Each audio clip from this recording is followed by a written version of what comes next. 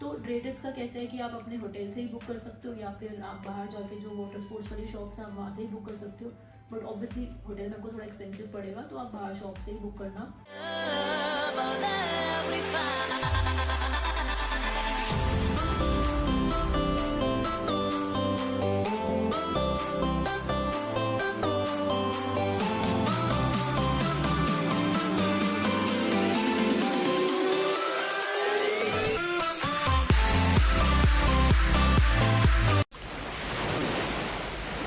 अभी मैं आपके साथ शेयर करूंगी कि हमने अपनी मॉलडीव्स की ट्रिप में कितना स्पेंड किया एंड क्या हमारा बजट था फॉर अ कपल।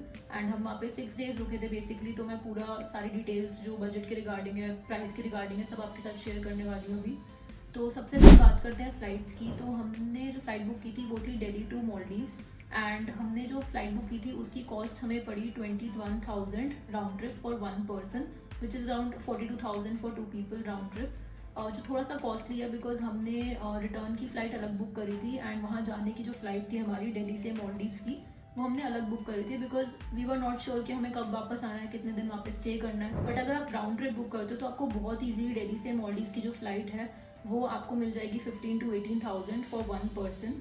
तो आप राउंड ट्रिप ही बुक करना, इंडिविजुअल टिकट्स मत बुक करना मेरे हिसाब से। तो अब डिस्कस करते हैं कि अगर आप मॉलडीव्स जा रहे हो तो आपको कौन सी करेंसी लेके जानी चाहिए। तो मॉलडीव्स की जो लोकल करेंसी है वो है मॉलडीवियन रुपया, जिसको अगर आप कन्वर्ट करो तो एक मॉलडीवियन रुपया मीन्स 5.4 रुपीज़ होता है। तो मॉलडीवियन रुपया के अलावा जो दूसरी करेंसी वहाँ पे वाइडली एक्सेप्टेड है वो है यूएस डॉलर्स।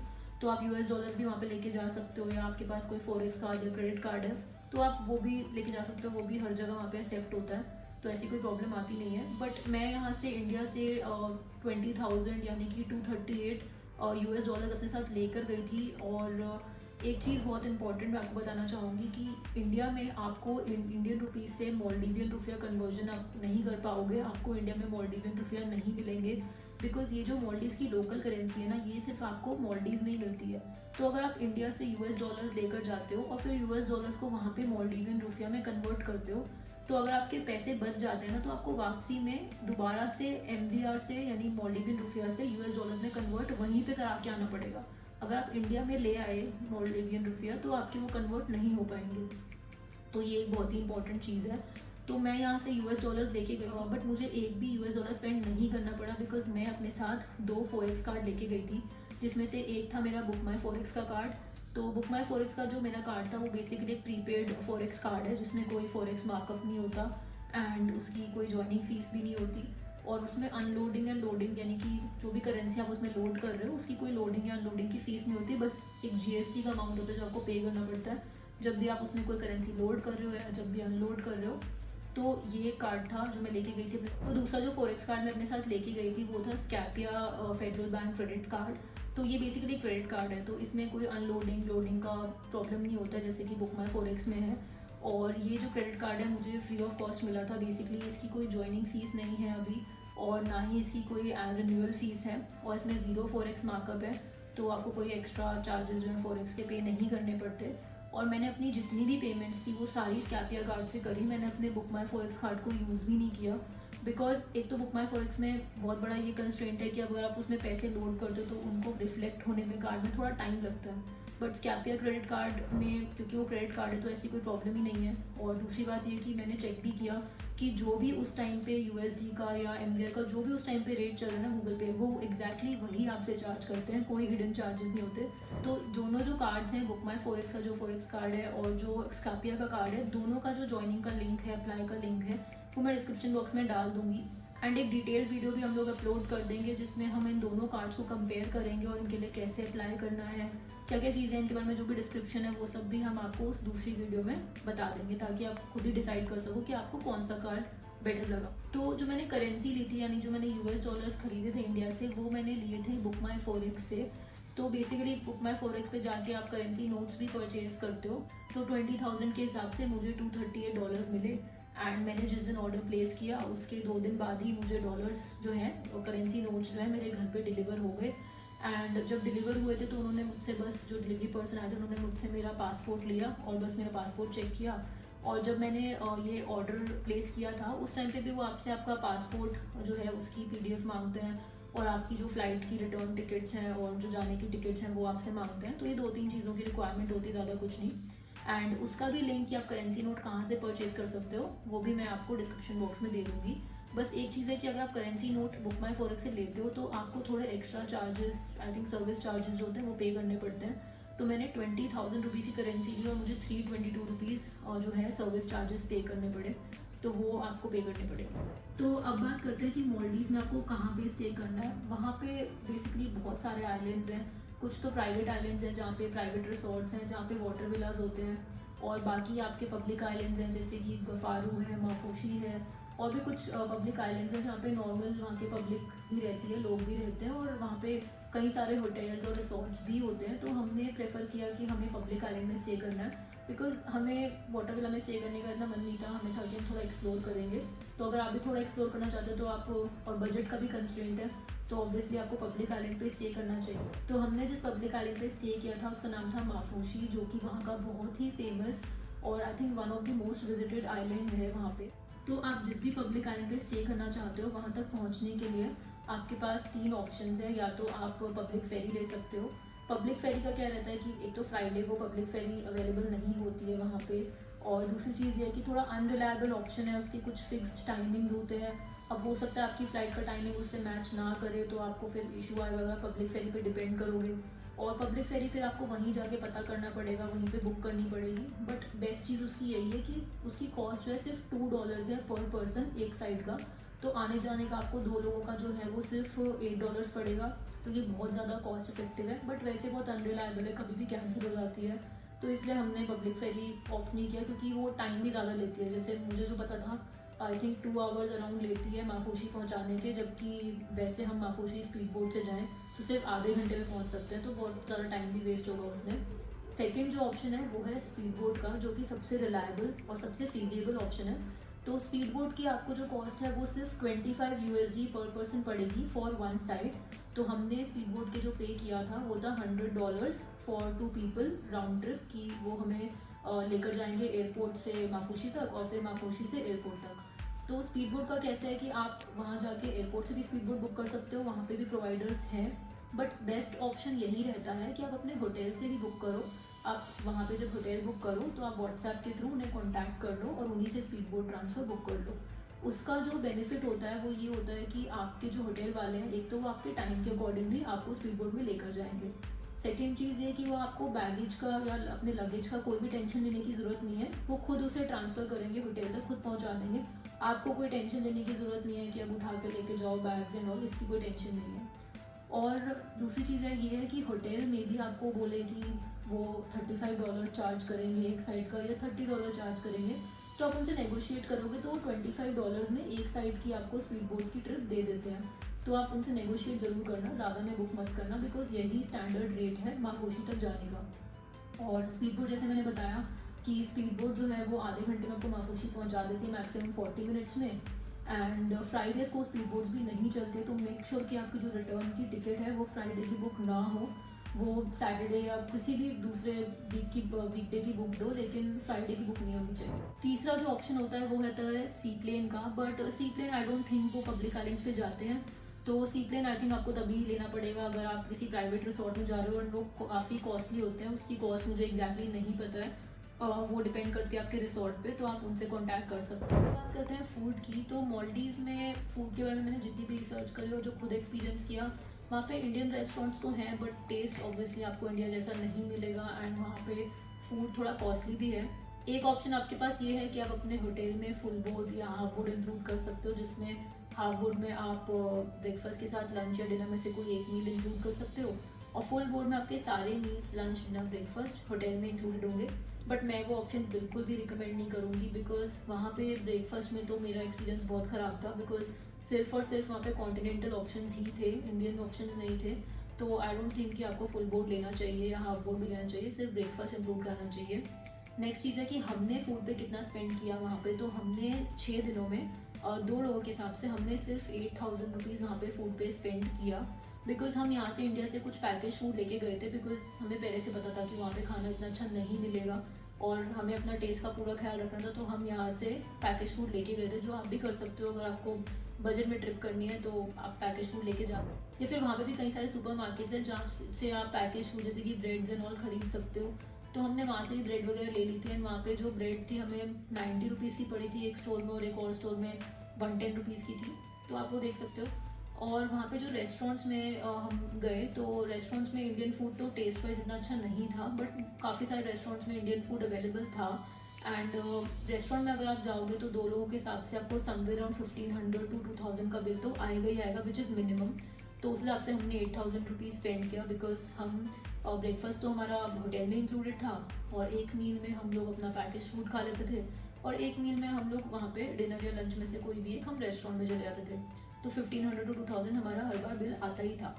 एक चीज़ जो बहुत इंपॉर्टेंट है मॉलडीव्स में वो ये कि वहाँ पे 10% सर्विस चार्ज आपको देना ही पड़ता है। इंडिया में तो सर्विस चार्ज मैंडेटरी नहीं है, बट वहाँ पे आपको देना पड़ेगा, और वहाँ पे जीएसटी भी आपको देना पड़ेगा, जो कि 8% कुछ रेस्टोरेंट्स चार्ज करते हैं और कुछ रेस्टोरेंट्स 16% चार्ज करते हैं। तो वो आप पहले से उनसे पूछ सकते हो कि वो कितना चार्ज कर रहे हैं। तो बेसिकली फूड पे जो भी आपका खर्चा होगा वो टोटली आप पर डिपेंड करता है। हमने सिर्फ 8000 स्पेंड किया 6 दिनों में, क्योंकि हमने बजट का ध्यान में रखा और हम पैकेज फूड लेके गए थे।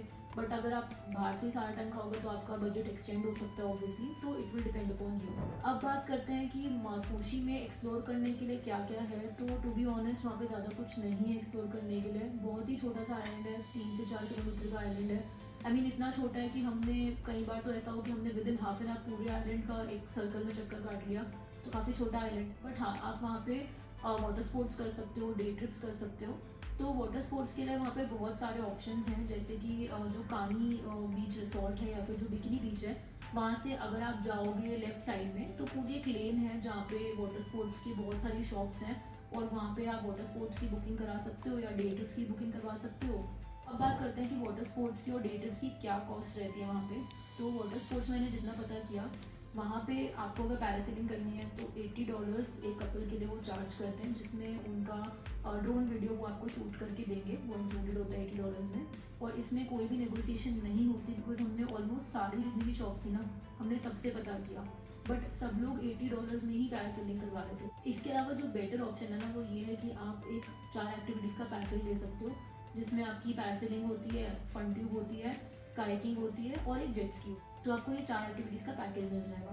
अब ये पैकेज की जो कॉस्ट थी ना, हमें जो सबसे पहले वहाँ पे वाटर स्पोर्ट्स के लिए बंदा मिला उसने हमें बताया $140 फॉर 2 पीपल। फिर हमने आगे जब हम गए हमने नेगोशिएट किया तो एक बंदे ने हमें $100 में चारों एक्टिविटीज़ भी ऑफर करी, जिसमें पैरासेलिंग के साथ जो है ड्रोन शूट भी इंक्लूडेड था। बट बाकी जो एक्टिविटीज़ हैं उनके साथ कोई पिक्चर्स इंक्लूडेड नहीं थी। तो अगर आपको पिक्चर्स क्लिक करानी तो आपसे कुछ चार्जेस वो लेंगे, तो और आपकी पिक्चर्स क्लिक कर देंगे। तो ये रहता है। और एक चीज़ जो है जो मुझे बहुत अच्छी लगी वहाँ पे वो ये थी कि ऐसा कोई ज़रूरी नहीं है कि अगर आप 4 एक्टिविटीज़ का पैकेज दे रहे हो तो आपको सारी की सारी एक्टिविटीज़ एक दिन में ही करनी पड़ेंगी। आप अपने हिसाब से प्लान कर सकते हो कि फर्स्ट डे आप 2 एक्टिविटीज़ कर लो, सेकेंड डे 2 कर लो, या फिर एक एक करके 4 दिन में डिवाइड कर लो, तो वो आप पे डिपेंड करेगा। और ये एक्टिविटीज़ आप सेम डे जब भी जाओगे आपको तभी आप बुक कर लो, और आपको उसी दिन अगर टाइम स्लॉट होगा तो आपको वो करवा देंगे। हमने एक्टिविटीज़ नहीं करी बिकॉज हमें वहाँ पे रिलैक्स करना था, हमें ज़्यादा कोई इंटरेस्ट नहीं था वाटर स्पोर्ट्स करने में। बट अगर आप चाहो तो आप कर सकते हो। तो दूसरी फन एक्टिविटी जो आप मॉलडीव में कर सकते हैं वो है डे ट्रिप्स, जिसमें हाफ डे ट्रिप्स होती हैं, फुल डे ट्रिप्स होती हैं। तो डे ट्रिप्स में क्या होता है कि वो आपको एक आइलैंड पे लेके जाएंगे, आपको स्नॉकलिंग कराएंगे, कुछ पॉइंट्स होते हैं जहाँ पे स्नॉकलिंग कराते हैं, या फिर वो आपको डॉल्फिन्स भी दिखाते हैं, डॉल्फिन ट्रिप भी कराते हैं। और एक चीज़ उसमें और होती है कि सैंड बैंक पे लेके जाते हैं। तो जितनी भी डे ट्रिप्स होती हैं इन सब में लंच, टॉवल्स जो कि बीच टॉवल्स हैं, और स्नॉकलिंग के जो भी गियर्स होते हैं वो सब इंक्लूडेड होते हैं। तो डे ट्रिप्स का कैसे है कि आप अपने होटल से ही बुक कर सकते हो, या फिर आप बाहर जाके जो वाटर स्पोर्ट्स वाली शॉप्स हैं आप वहाँ से ही बुक कर सकते हो। बट ऑब्वियसली होटल में आपको थोड़ा एक्सपेंसिव पड़ेगा, तो आप बाहर शॉप से ही बुक करना। एंड डे ट्रिप्स का क्या होता है कि अगर आपको डे ट्रिप पे जाना है तो आपको एक दिन पहले या 2 दिन पहले बुकिंग करानी पड़ेगी, क्योंकि वो सुबह से शुरू होती है। जैसे 9 बजे से टाइमिंग होता है, तो अगर हाफ डे ट्रिप है तो 2-3 बजे तक आपको वापस ड्रॉप कर देते हैं, और अगर फुल डे ट्रिप है तो शायद 6 बजे तक या 5 बजे तक वो आपको ड्रॉप कर देते हैं।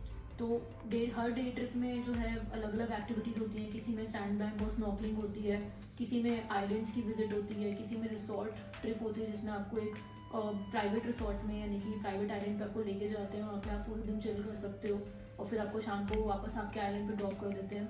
तो डे ट्रिप्स की जो कॉस्टिंग होती है वो 30 USD फॉर 1 पर्सन से लेके 120 USD फॉर 1 पर्सन तक जा सकती है।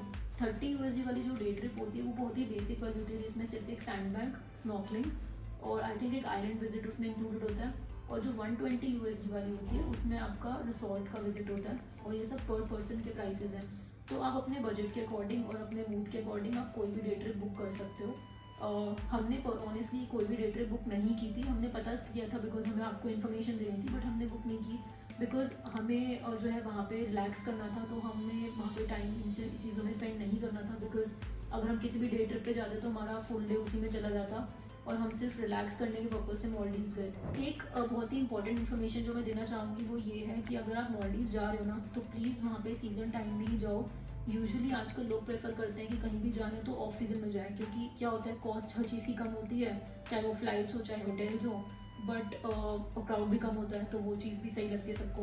बट मॉलडीव्स में क्या है कि वहाँ पे अगर आप ऑफ सीजन में जाओगे तो या तो आपको बहुत एक्सट्रीम गर्मी मिलेगी। इनफैक्ट अभी हम लोग अक्टूबर एंड में वहाँ गए थे और नवंबर स्टार्टिंग तक हम वहाँ पे थे, तो वहाँ पे तब भी बहुत एक्सट्रीम गर्मी थी। तो अगर आप वहाँ पे मार्च के बाद जाओगे तो बहुत गर्मी मिलेगी कि आप बीच पर बैठ ही नहीं पाओगे दोपहर में। तो और अगर आप वहाँ पे रेनी सीजन में जाओगे तो वहाँ पे पूरा दिन बारिश होती है गाइस, तो आपको बहुत प्रॉब्लम आने वाली है। तो आई विल रिकमेंड कि आप वहाँ पे सीजन टाइम में ही जाओ। बस अपनी फ़्लाइट्स और होटल्स को एटलीस्ट 2-3 महीने पहले बुक करा लो, ताकि आपको सब कुछ जो है बजट में मिल जाए, ज़्यादा कोई आपको स्पेंड ना करना पड़े।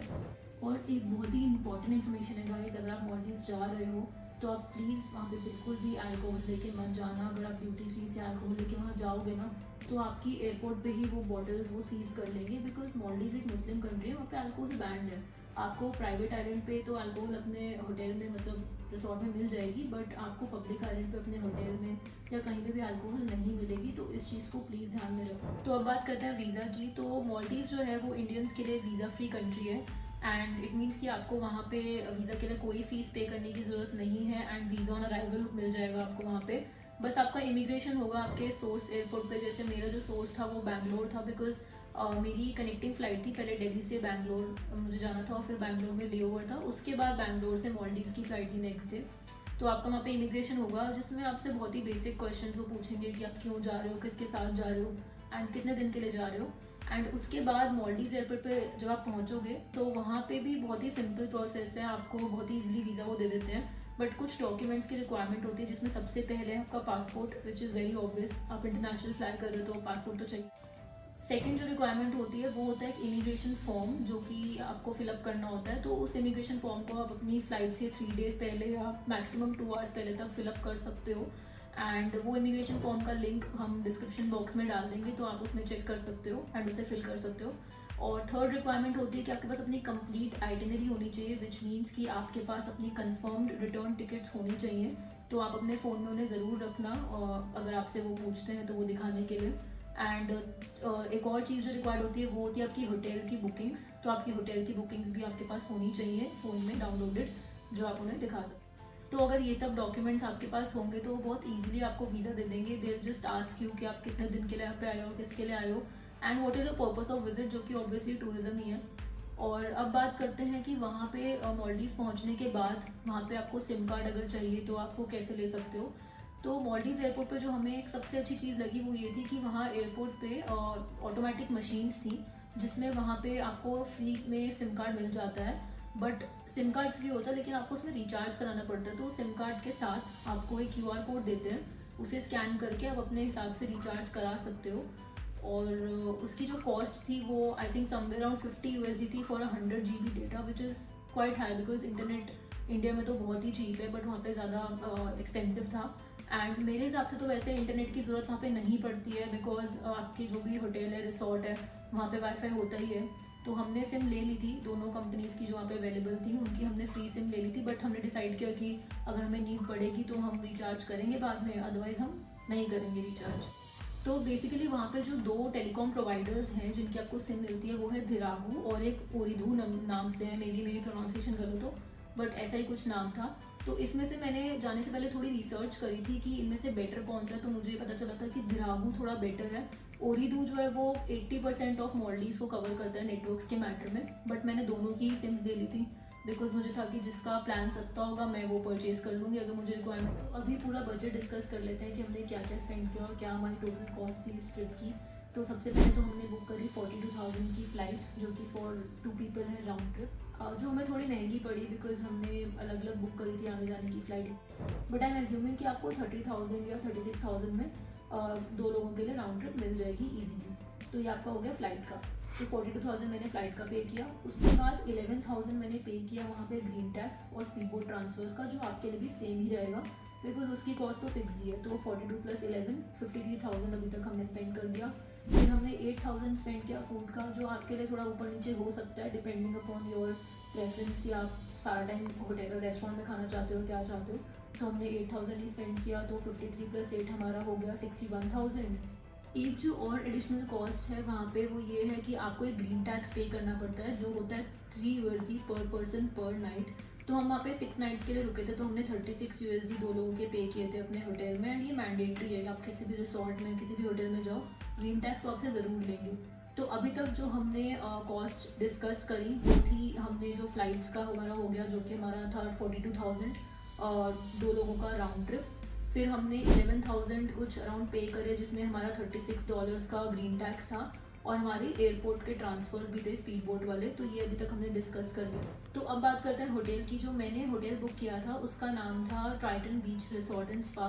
तो मेरा होटल बिकिनी बीच से सिर्फ 50 मीटर्स की दूरी पे था, तो बहुत ही कन्वीनियंट था बिकिनी बीच पे जाना वहाँ से। एंड जो होटल का मैंने प्राइस पे किया वो था 24,000 for 6 nights including breakfast and taxes. तो जो कि समवेयर अराउंड 4,000 हो गया एक दिन का, विच इज़ फाइन बिकॉज वहाँ पे मैंने जितने भी होटल्स सर्च किए थे इससे जो कम प्राइस में मुझे दिख रहे थे वो ज़्यादा अच्छे नहीं लग रहे थे, और जो इससे एक्सपेंसिव थे वो बहुत ज़्यादा एक्सपेंसिव थे। तो उस हिसाब से होटल सही था।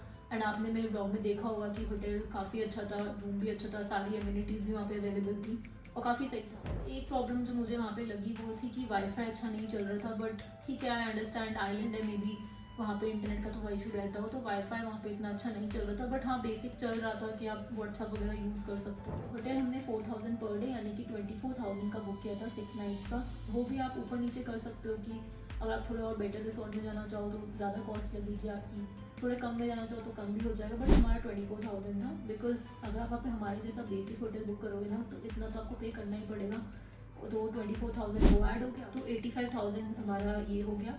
एंड 7-8,000 हमारा मिसलेनियस और खर्चा हो गया था, क्योंकि हम लोग बैंगलोर में एक रात रुके थे, हमारा ले ओवर था वहाँ पे, तो वहाँ पे कैब्स वगैरह का और जो भी वहाँ पे होटल बुक किया था, तो हमने कुछ सोवेनियर्स भी लिए थे। थोड़ा बहुत हमने वहाँ पे जो माफूशी में सुपर मार्केट्स थी वहाँ से हमने थोड़ी चॉकलेट्स वगैरह भी ली थी। तो ये सब मिला के हमारा 7-8,000 मिसलेनियस हो गया। तो टोटल हमारा 92,000 का हमने खर्चा किया 2 लोगों के लिए 6 नाइट्स के लिए, which is around 46,000 for 1 person, which is I think great. मैंने तो 92,000 स्पेंड किया, बट अगर आप वाटर स्पोर्ट्स वगैरह करते हो लेकिन आपकी फ़्लाइट की टिकट कम होगी तो वो एडजस्ट हो जाएगा। तो फिर भी मुझे लगता है कि आराम से आप 1 लाख या 1,20,000 तक आप मैक्सिमम में आप इन्जॉय करके वहाँ पे अच्छे से टाइम स्पेंड कर सकते हो 5 to 6 नाइट्स। तो ये हमारा पूरा बजट है। और तो अगर आपको हमारी ये वीडियो अच्छी लगी तो प्लीज़ हमारे चैनल को सब्सक्राइब करो एंड हमें सपोर्ट करो, एंड इस वीडियो को लाइक करो एंड इसको शेयर करो अपने उन फ्रेंड्स के साथ या रिलेटिव्स के साथ जो मालदीव जाने का प्लान कर रहे हैं। बिकॉज मैंने बहुत सारी टिप्स दी और मैंने प्रॉपर बजट भी आपको एक्सप्लेन कर दिया है यहाँ का। और अभी मैं और भी बहुत सारे इंटरनेशनल जगहों पे जाने वाली हूँ ट्रैवल करने के लिए, और मैं इंडिया में भी जाती रहती हूँ। तो अभी आपको बहुत सारी और वीडियोस मिलने वाली हैं इसी तरह की डिटेल्ड वीडियोस, जिसमें आपको पूरी आइटिनरी भी बताऊंगी, क्या बजट है वो भी बताऊंगी, एंड किस तरीके से आप अपनी पैसे बचा सकते हो, बजट में ट्रिप कर सकते हो, वो सब भी मैं आपको टिप्स देती रहूँगी। So stay tuned and please subscribe to our channel.